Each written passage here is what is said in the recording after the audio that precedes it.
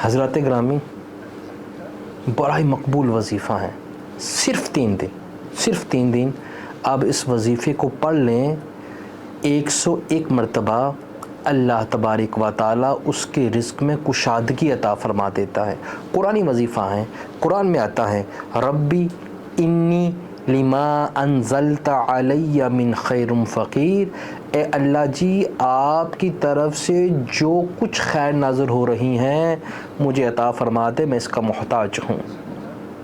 101 مرتبہ صبح نماز فجر کے بعد صرف 3 دن یہ عمل کرنا ہے، اللہ تعالیٰ رزق کے خزانوں کے دروازے انسان پر کھول دے گا۔ بڑی ہی مختصر دعا ہے، ربی انی لما انزلت علی من خیر فقیر۔